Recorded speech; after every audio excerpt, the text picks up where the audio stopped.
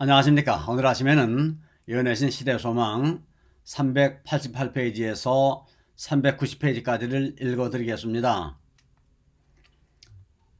진실로 진실로 너희에게 이르노니 믿는 자는 영생을 가졌다. 이 말씀을 들었던 사랑하는 요한을 통하여 성령께서는 교회에게 이렇게 언명하셨다. 증거는 이것이니 하나님이 우리에게 영생을 주신 것과 이 생명이 그의 아들 안에 있는 그것이니라. 아들이 있는 자에게는 생명이 있다. 또 예수께서는 그를 내가 마지막 날에 다시 살리리라 고 말씀하셨다. 그리스도께서 우리와 한 육체가 되신 것은 우리가 그로 더불어 한 정신이 되게 하시기 위함이었다. 우리가 무덤에서 나오게 되는 것은 이러한 결합으로 말미암는 것이니 이는 단지 그리스도의 능력에 나타난 뿐만 아니라 믿음으로 말미암아 예수의 생명이 우리 것이 되었기 때문이다. 그리스도를 그 진정한 품성 그대로 보고 그를 마음에 받아들이는 자들은 영생을 얻는다. 그리스도께서 우리 안에 사시는 것은 성령으로 말미암는 것이며 믿음으로 마음에 성령을 받아들일 때 곧 영생이 시작된다. 사람들은 그리스도께 그들의 조상들이 광야에서 먹은 만나를 가리키면서 마치 그 양식의 공급이 예수께서 행하신 이적보다 더 큰 이적이나 되는 것처럼 말하였다. 그러나 예수께서는 당신이 오셔서 주시고자 하는 축복에 비교해 볼 때 그 선물이 얼마나 보잘것없는지를 보여주셨다. 만나는 세상에서의 생존을 보장할 수 있을 뿐 사망의 접근을 방지하거나 죽지 아니함을 보증하지는 못한다. 그러나 하늘의 떡은 영생에 이르도록 영혼에게 사양분을 공급할 것이다. 구주께서는 내가 곧 생명의 떡이로다. 너희 조상들은 광야에서 만나를 먹었어도 죽었거니와 이는 하늘로서 내려오는 떡이니 사람으로 하여금 먹고 죽지 아니하게 하는 것이니라. 나는 하늘로서 내려온 산 떡이니 사람이 이 떡을 먹으면 영생하리라 하고 말씀하셨다. 그리스도께서는 이 상징의 말씀에 다른 또 하나의 상징을 첨가하셨다. 그리스도께서는 오직 죽음으로서만 사람들에게 생명을 주실 수 있으셨다. 다음 말씀에서 그는 자기의 죽음을 구원의 방편으로 지적하셨다. 그는 나의 줄 떡은 곧 세상의 생명을 위한 내 살이로다 라고 말씀하신다. 유대인들은 멸하는 천사가 애굽의 집들을 칠 때에 이스라엘 백성이 구원받은 밤을 기념하여 예루살렘에서 유월절을 경축하려고 하였다.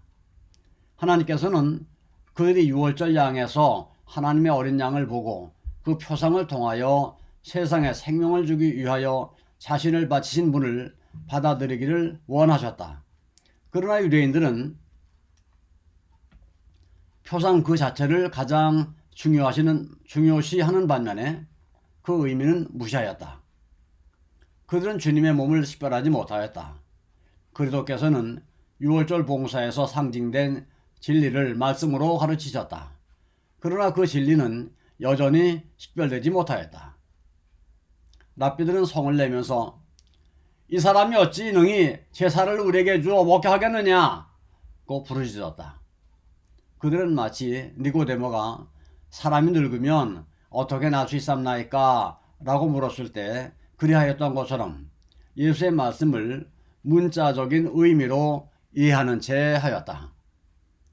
그들은 어느 정도 예수의 말씀의 의미를 이해하였으나 그것을 기꺼이 시인하려고 하지 않았다. 예수의 말씀을 곡해함으로써 그들은 사람들이 예수께 대하여 편견을 품게 되기를 원하였다. 그리스도께서는 당신의 상징적인 표현을 누그러뜨리지 않으셨다. 그는 오히려 더 강력한 말로 그 진리를 반복하셨다. 내가 진실로 진실로 너희에게 이르노니 인자의 살을 먹지 아니하고 인자의 피를 마시지 아니하면 너희 속에 생명이 없느니라. 내 살을 먹고 내 피를 마시는 자는 영생을 가졌고 마지막 날에 내가 그를 다시 살리리니 내 살은 참된 양식이요 내 피는 참된 음료로다. 내 살을 먹고 내 피를 마시는 자는 내 안에 거하고 나도 그 안에 거하나니. 그리스도의 살을 먹고 피를 마시는 것은 예수께서 우리의 죄를 사하신다는 것과 우리가 그 안에서 완전하게 된다는 것을 믿고 그를 개인의 구주로 받아들이는 것을 의미한다.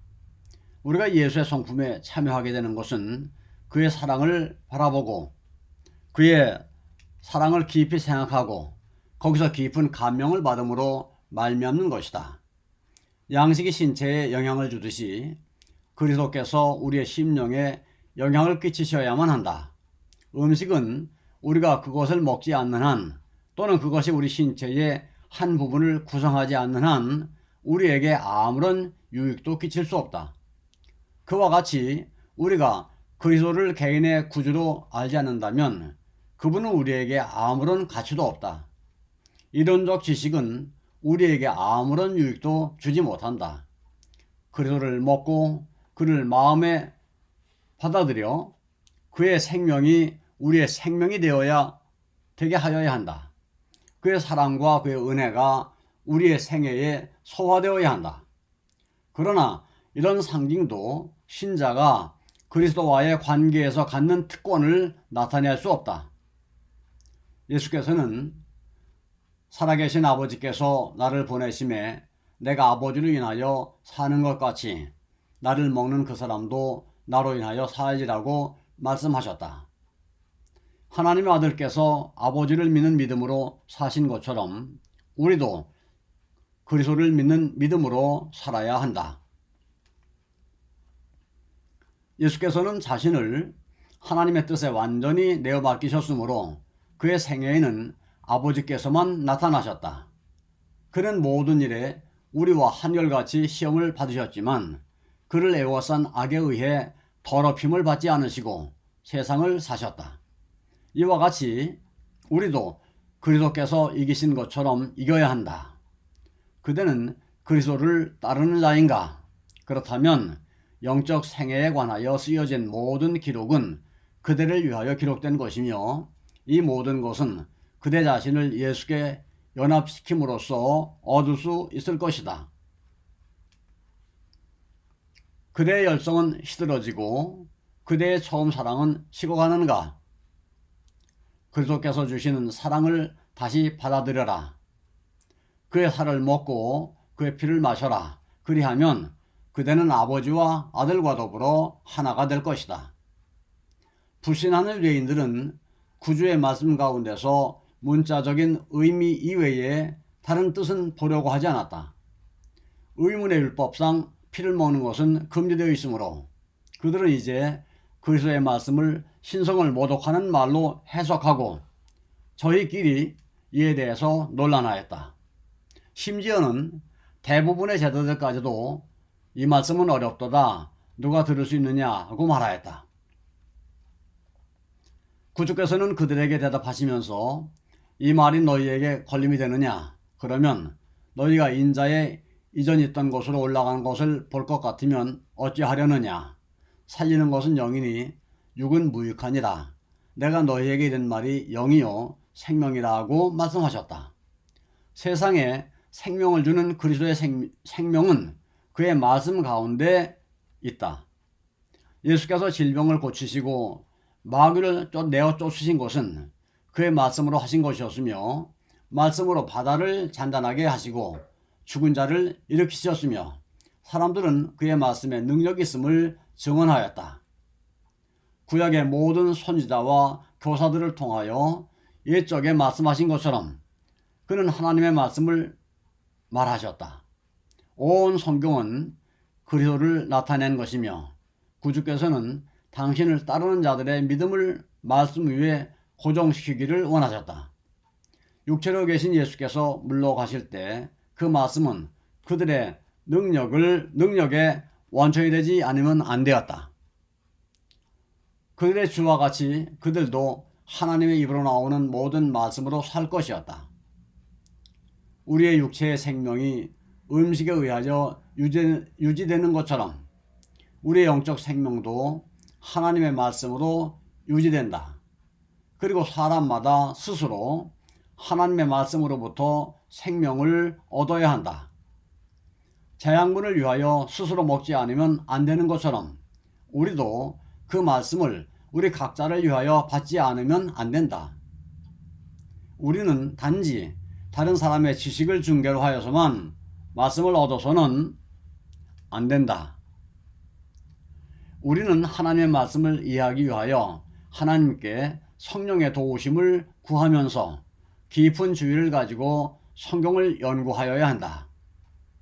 우리는 한 구절을 취하여 하나님께서 우리를 위하여 그 구절 가운데 넣어주신 사상을 확인하는 일에 정신을 집중시켜야 한다. 우리는 그 사상이 우리의 것이 되어 주께서 말씀하신 말을 알 때까지 깊이 생각해야 한다. 아멘. 감사합니다. 오늘 여기까지 읽어드렸습니다.